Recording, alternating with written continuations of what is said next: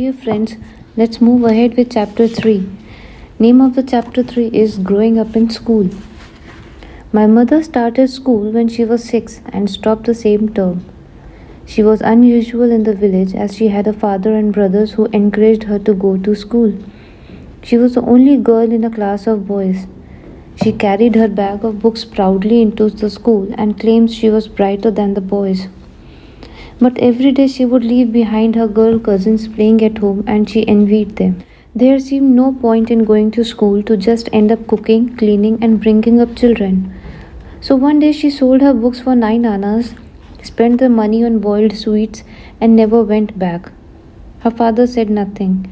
She says he didn't even notice as he would set off early every morning after a breakfast of cornbread and cream, his German pistol strapped under his arm, and spend his days busy with local politics or resolving feuds.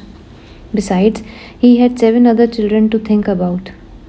It was only when she met my father that she felt regret. Here was a man who had read so many books, who wrote her poems she could not read, and whose ambition was to have his own school. As his wife, she wanted to help him achieve that. For as long as my father could remember, it had been his dream to open a school. But with no family contracts or money, it was extremely hard for him to realize this dream. He thought there was nothing more important than knowledge. He remembered how mystified he had been by the river in his village, wondering where the water came from and went to, until he learned about the water cycle from the rain to the sea. His own village school had been just a small building. Many of his classes were taught under a tree on the bare ground. There were no toilets, and the pupils went to the fields to answer the call of nature. Yet he says he was actually lucky. His sisters, my aunts, did not go to school at all, just like millions of girls in my country. Education had been a great gift for him. He believed that lack of education was the root of all Pakistan's problems. Ignorance allowed politicians to fool people and bad administrators to be re-elected. He believed schooling should be available for all, rich and poor, boys and girls. The school that my father dreamed of would have desks and a library, computers, bright posters on the walls, and most important, washrooms. My grandfather had a different dream for his youngest son. He longed for him to be a doctor, and as one of just 2 sons, he expected him to contribute to the household budget. My father's elder son, Sayyid Ramzan, had worked for years as a teacher at a local school. He and his family lived with my grandfather, and whenever he saved up enough of his salary, they built a small concrete hujra at the side of the house for guests. He brought logs back from the mountains for firewood, and after teaching, he would work in the fields where our family had a few buffaloes. He also helped Baba with heavy tasks like clearing snow from the roof. When my father was offered a place for his A levels at Jahanazeb College, which is the best further education institution in Swat, my grandfather refused to pay for his living expenses. His own education in Delhi had been free. He had lived like a talib in the mosque, and local people had provided the students with food and clothes. Tuition at Jahanazeb was free, but my father needed money to live on. Pakistan doesn't have student loans, and he had never set foot in the bank. The college was in Saidu Sharif, the twin town of Mingora, and he had no family there with whom he could stay. There was no other college in Shangla, and if he didn't go to college, he would never be able to move out of the village and realize his dream. My father was at his wits' end and wept with frustration. His beloved mother had died just before he graduated from school. He knew if she had been alive, she would have been on his side. He pleaded with his father, but to no avail. His only hope was his brother-in-law in Karachi. My grandfather suggested that he might take my father in so he could go to college there. The couple would soon be arriving in the village as they were coming to offer condolences after my grandmother's death. My father prayed they would agree, but my grandfather asked them as soon as they arrived, exhausted after the 3 day bus journey, and his son in law refused outright. My grandfather was so furious he would not speak to them for their entire stay. My father felt he had lost his chance and would end up like his brother teaching in a local school. The school where Uncle Khan Dada taught was in the mountain village of Sevur, about an hour and a half's climb from their house. It didn't even have its own building. They used a big hall in the mosque where they taught more than 100 children ranging from 5 years to 15 years. The people in Sevur were Gujrats, Khoistanis, and Mias. We regard Mias as noble or landed people, but Gujars and Khoistanis are what we call hilly people, peasants who look after buffaloes. Their children are usually dirty and they are looked down upon by Pashtuns, even they are poor themselves. They are dirty, black, and stupid people. Let them be illiterate. It is often said that teachers don't like to be posted to such remote schools and generally make a deal with their colleagues so that only one of them has to go to work each day. If the school has 2 teachers, each goes in for 3 days and signs the other in. If it has 3 teachers, each goes in for just 2 days. Once there, all they do is to keep the children quiet with a long stick, as they cannot imagine education will be of any use to them. My uncle was more dutiful. He liked the hilly people and respected their tough lives. So he went to the school most days and actually tried to teach the children. After my father had graduated from school, he had nothing to do. So he volunteered to help his brother. There his luck changed. Another of my aunts had married a man in that village, and they had a relative visiting called Nasir Pasha, who saw my father at work. Nasir Pasha had spent years in Saudi Arabia working in construction, making money to send back to his family. My father told him he had just finished school and had won a college place at Jehnezib. He did not mention he could not afford to take it, as he did not want to embarrass his father. "Why don't you come and live with us?" asked Nasir Pasha. "Oh, I was so happy, by God," says my father. Pasha, his wife Baktima Jajai, and the 2 sons became his second family. Their home was in Spellbandi, a beautiful mountain village on the way to the White Palace, and my father describes it as a romantic and inspirational place. My father went there by bus, and it seemed so big to him compared to his home village that he thought he'd arrived in a city. As a guest, he was treated exceptionally well.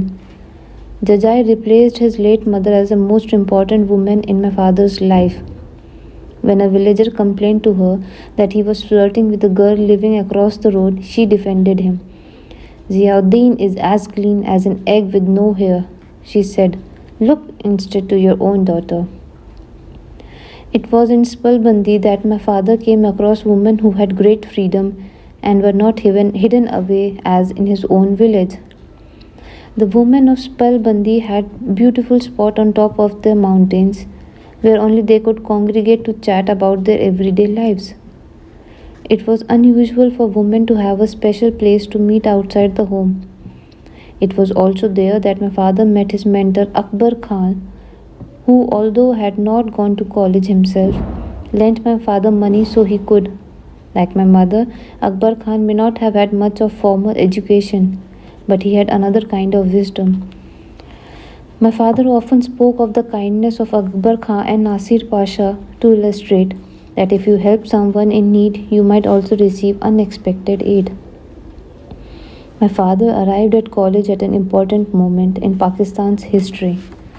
That summer, while he was walking in the mountains, our Director General Zia was killed in a mysterious plane crash, which many people said was caused as a bomb hidden in a crate of mangoes. During my father's first term at college, national elections were held, which were won by Benazir Bhutto, daughter of the Prime Minister, who had been executed when my father was a boy. Benazir was the first female Prime Minister and the first in the Islamic world.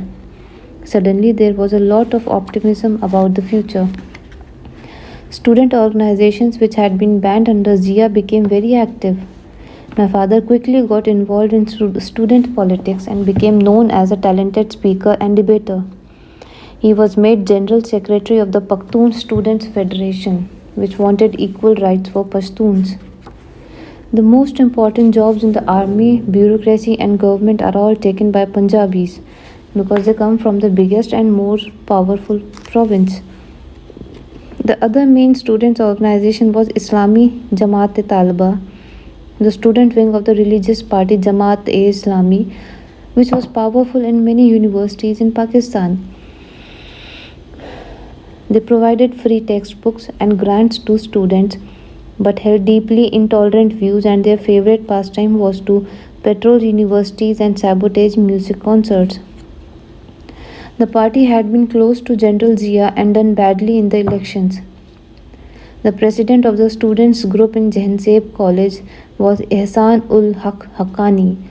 Though he and my father were great rivals, they admired each other and later became friends. Haqqani says he is sure my father would have been president of the PSF and become a politician if he had been from a rich Khan family. Student politics was all about debating and charisma, but party politics required money. One of the most heated debates in that first year was over a novel. The book was called The Satanic Verses by Salman Rushdie, and it was a parody of the life of the Prophet, PBUH, set in Bombay. Muslims widely considered it as blasphemous, and it provoked so much outrage that it seemed people were talking of little else. The odd thing was no one had even noticed the publication of the book to start with. It wasn't actually on sale in Pakistan.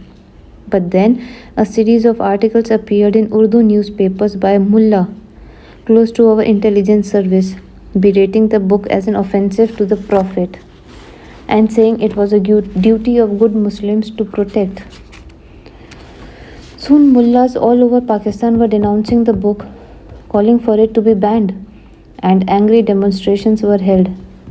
The most violent took place in Islamabad on 12 February 1989 when American flags were set alight in front of the American Center.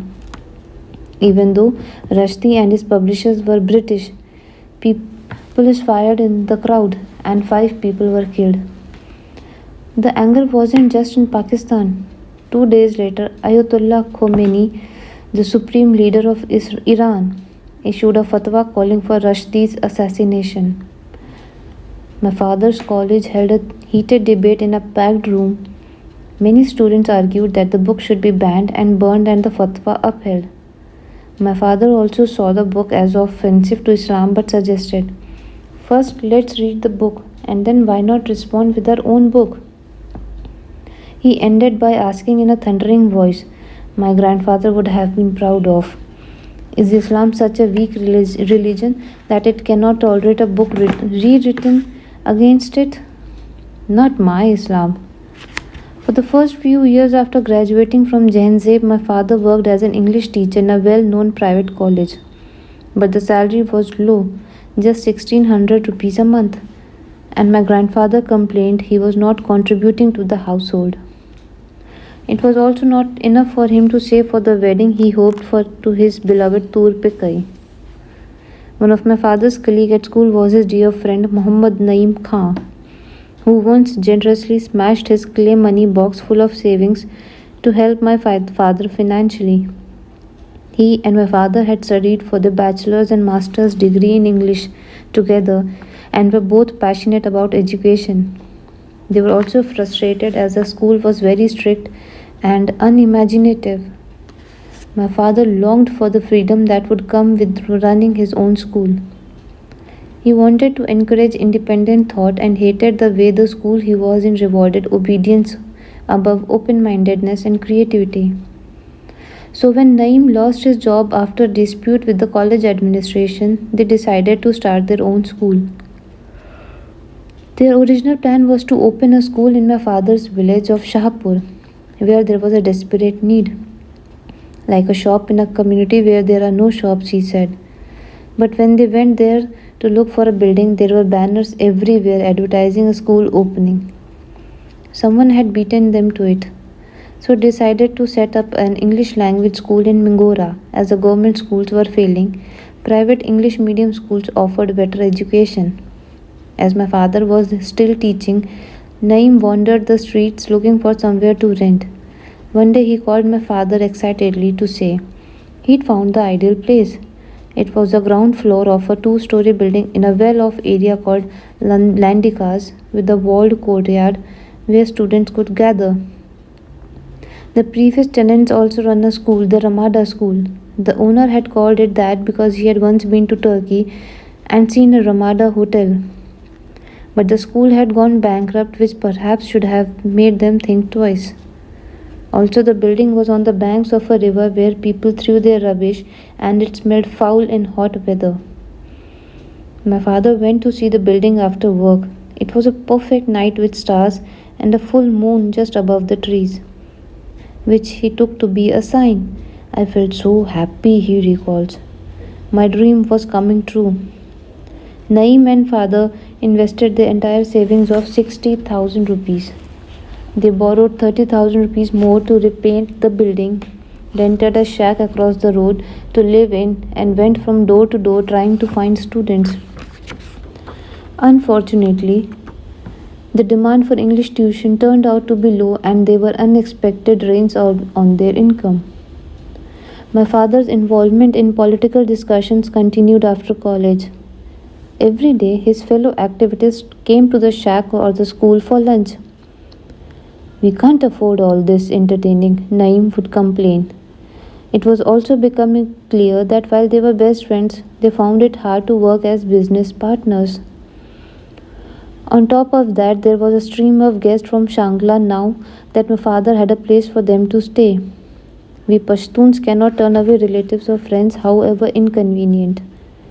We don't respect privacy, and there's no such thing as making an appointment to see someone. Visitors can turn up whenever they wish and can stay as long as they want. It was a nightmare for someone trying to start a business, and it drove Naeem to distraction. He joked to my father that if either of them had relatives to stay, they should pay a fine. My father kept trying to persuade Naeem's friend and family to stay so that he could be fined too. After 3 months, Naeem had enough. We are supposed to be collecting money in enrollment fees. Instead, the people are knocking on our doors are beggars. This is a Herculean task, he added. I can't take any more. By this time, the two former friends were hardly speaking to each other and had to call in local elders to mediate. My father was desperate not to give up the school, so agreed to pay Naeem a return on his share of investment. He had no idea how. Fortunately, another college friend called Hidayatullah stepped in and agreed to put up the money and take Naeem's place. The new partners again went from door to door telling people they had started a new kind of school. My father is so charismatic that Hidayatullah says he is the kind of person who, if invited to your house, will make friends with your friends. But while people were happy to talk to him, they preferred to send their children to established schools. They named it the Kushal School after one of my father's great heroes, Kushal Khan Khattak, the warrior poet from Akora, just south of Swat, who tried to unify all Pashtun tribes against the Mughals in the 17th century. Near the entrance, they painted a motto composed by Naeem Khan. We are committed to build for you the call of the new era. My father also designed a shield with the famous quote from Khattak in Pashto, I girt my sword in the name of Afghan honor. My father wanted us to be inspired by our great hero, but in a manner fit for our times, with pens, not swords. Just as Khattak had wanted the Pashtuns to unite against a foreign enemy, so we needed to unite against ignorance. Unfortunately, not many people were convinced. When the school opened, they had just 3 students. Even so, my father insisted on starting the day in the style by singing the national anthem. Then his nephew Aziz, who had come to help, raised the Pakistani flag. With so few students, they had little money to equip the school and soon ran out of credit. Neither man could get any money from their families, and Hidayatullah was not pleased to discover that my father was still in debt to lots of people from college. So they were always receiving letters demanding money. There was worse in store when my father went to register the school. After being made to wait for hours, he was finally ushered into the office of the official of schools, who sat behind towering piles of files, surrounded by hangers on drinking tea. What kind of school is this? Asked the official, laughing at his application. How many teachers do you have? 3. Your teachers are not trained. Everyone thinks they can just open a school. The other people in the office laughed along, ridiculing him. My father was angry. It was clear the official wanted money. Pashtuns cannot stand anyone belittling them, nor was he about to pay a bribe for something he was entitled to. He and Hidayatullah hardly had any money to pay for food, let alone bribes. The going rate for registration was about 13,000 rupees, more if they thought you were rich. And schools were expected to treat officials regularly to a good lunch of chicken and trout from the river. The education officer would call to arrange an inspection, then give a detailed order for his lunch. My father used to grumble, "We are a school, not a poultry farm." So when the official angled for a bribe, my father turned on him with all the force of his years of debating. "Why are you all asking all these questions?" he demanded. "Am I in an office or am I in a police station or a court? Am I a criminal?" He decided to challenge the officials to protect other school owners from such bullying and corruption. He knew that to do this he needed some power of his own.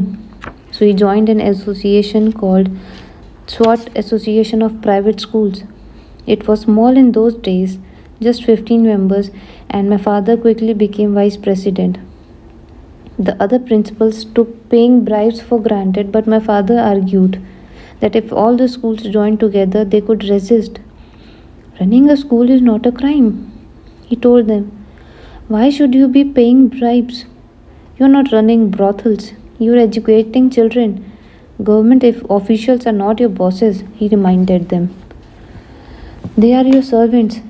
They are taking salaries and have to serve you. You are the ones educating their children."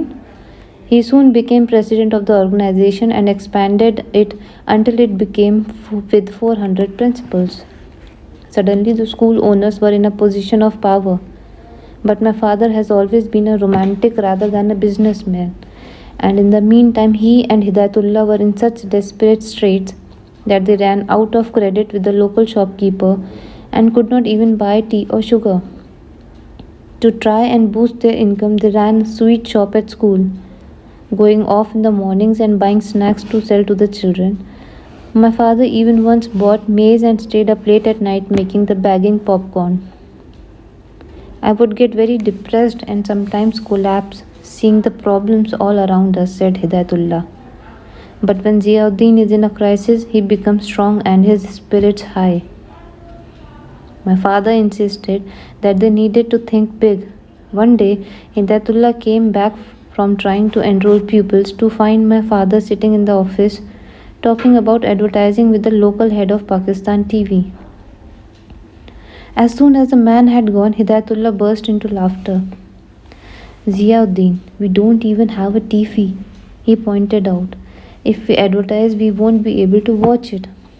But my father is an optimistic man and never deterred by practicalities. One day my father had told Hidayatullah he was going back to his village for a few days. He was actually getting married.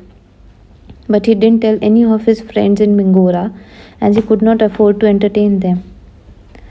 Our weddings go on for several days of feasting. In fact, as my mother often reminds my father, he was not present for the actual ceremony. He was only there for the last day when family members held a Quran and a shawl over their heads and held a mirror for them to look into. For many couples in arranged marriages, this is for the first time they see each other's face. A small boy was brought to sit on their laps to encourage the birth of a son. It is our tradition for the bride to receive furniture or perhaps a fridge from her family, some gold from the groom's family. My grandfather would not buy enough gold, so my father had to borrow more money to buy bangles. After the wedding, my mother moved in with my grandfather and my uncle. My father returned to the village every 2 to 3 weeks to see her. The plan was to get his school going, then, once it was successful, send for his wife. But Baba kept complaining about the drain on his income and made my mother's life miserable. She had a little money of her own, so they used to hire it a van and she moved to Mingora.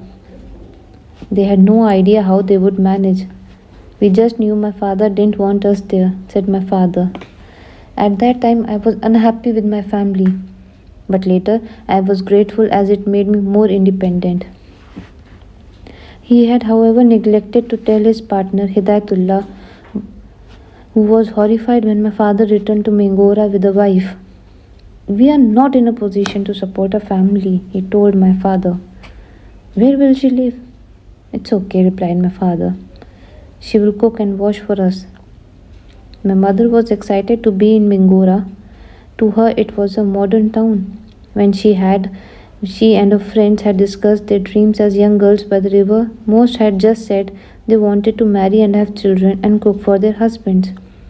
When it was my mother's turn, she said, I want to live in the city and be able to send out for kebabs and naan instead of cooking it myself. However, life wasn't quite what she expected. The shack had just 2 rooms, one for Hidayatullah, and my father slept in one, which was a small office. There was no kitchen and no plumbing when my mother arrived. Hidayatullah had to move into the office and sleep on a hard wooden chair. My father consulted my mother on everything. Pikai helped me resolve my confusion on this, he would say. She even helped whitewash the school walls, holding up the lanterns so they could paint when the light went off in power cuts. Ziauddin was a family man and they were unusually close, said Hidayatullah. While most of us can't live with our wives, he couldn't be without his. Within a few months, my mother was expecting. Their first child, born in 95, was a girl and stillborn. I think there was some problem with hygiene in that muddy place, says my father. I assumed women could give birth without going to the hospital, as my mother and my sister had in the village. My mother gave birth to 10 children in this way. The school continued to lose money. Months would pass and they could not pay the teachers' wages or the school rent. The goldsmith kept coming and demanding his money for my mother's wedding bangles. My father would make him good tea and offer him biscuits in the hope that would keep him satisfied. Hidayatullah laughed. You think he will be happy with the tea? He wants his money. The situation became so dire that my father was forced to sell the gold bangles. In our culture, wedding jewelry is a bond between the couple. Often women sell their jewelry to help set up their husbands in business or to pay their fares to go abroad. My mother had already offered her bangles to pay for my father's nephew to go to the college, which my father had harshly promised to fund. Fortunately, my father's cousin Jihan Sher had stepped in, and she did not realize the bangles were only partly paid for. She was then furious when she learned that my father did not get a good price for them. Just when it seemed matters could not get worse, the area was hit by flash floods. There was a day when it did not stop raining, and in the late afternoon there was a warning of flooding. Everyone had to leave the district. My mother was away, and Hidayatullah needed my father to help him move everything up to the first floor safe from the fast rising waters, but he couldn't find him anywhere. He went outside shouting, Ziauddin, Ziauddin. The search almost cost Hidayatullah his life. The narrow street outside the school was totally flooded, and he was soon up to his neck in water. There were electric cables hanging loose and swaying in the wind. He watched, paralyzed with fear, as they almost touched the water. Had they done so, he would have been electrocuted. When he finally found my father, he learned that he had heard a woman crying, that her husband was trapped in their house and he had rushed in to save him. Then he helped them save their fridge. Hidayatullah was furious. You saved this woman's husband and not your own house? Was it because of the cry of a woman? When the waters receded, they found their home and school destroyed. Their furniture, carpets, books, clothes, and the audio system entirely caked in thick, foul smelling mud.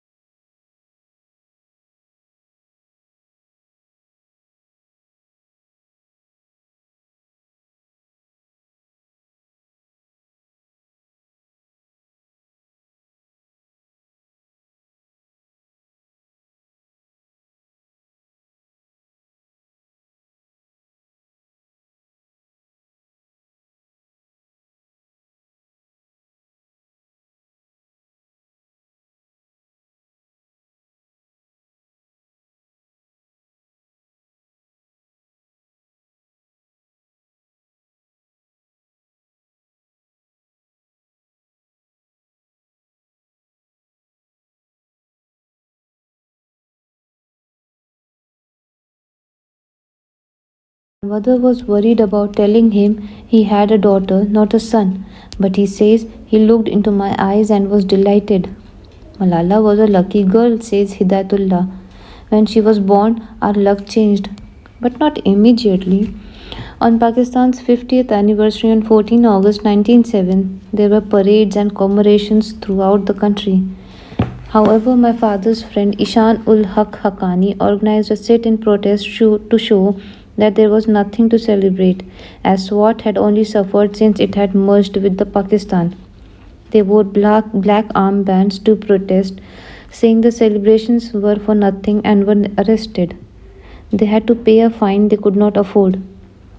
A few months later, I was born. The 3 rooms above the school became vacant and we all moved in. The walls were concrete and there was running water, so it was an improvement on our shabby house. But we were still very cramped as we were sharing it with Hidayatullah and we almost always had guests. The first school was a mixed primary school and was very small. By the time I was born, it had 5 or 6 teachers and around 100 pupils paying 100 rupee per month. My father was a teacher, accountant, and principal. He also swept the floors, whitewashed the walls, and cleaned the bathrooms. He used to climb up the electricity poles to hang banners advertising the school, even though he was so afraid of heights that when he got to the top of the ladder, his feet shook. If the water pump stopped working, he would go down the well to repair it himself. When I saw him disappear down there, I would cry thinking he wouldn't come back. After paying the rent and salaries, there was a little money left for food. We drank green tea as we could not afford milk for regular tea. But after a while, the school started to break even, and my father began to plan a second school, which he wanted to call the Malala Education Academy. I had the run of the school as my playground. My father tells me even before I could talk, I would toddle into class and talk as if I were a teacher. Some of the female staff, like Miss Ulfat, would pick me up and put me on their laps as if I were their pet, or even take me home with them for a while. When I was 3 or 4, I was placed in a class for much older children. I used to sit in wonder, listening to everything they were being taught. Sometimes I would mimic the teachers. You could say I grew up in a school. As my father had found with Naeem, it is not easy to mix business and friendship. Eventually, Hidayatullah left to start his own school and they divided the students, each taking 2 of the 4 years. They did not tell their pupils as they wanted people to think that school was expanding and had 2 buildings. Though Hidayatullah and my father were not speaking at that time, Hidayatullah missed me so much that he used to visit me. It was while he was visiting one afternoon in September 2001 that there was a great commotion and other people started arriving. They said there had been a big attack on building in New York. 2 planes had flown into it. I was only 4 and too young to understand. Even for the adults, it was hard to imagine. The biggest buildings in Swat are the hospital and a hotel, which are 2 to 3 stories. It seemed very far away. I had no idea what New York and America were. The school was my world, and my world was the school. We did not realize then that 9/11 would change our world too and would bring war into our valley. So, friends, this is the end of chapter 3. Please stay tuned for chapter 4.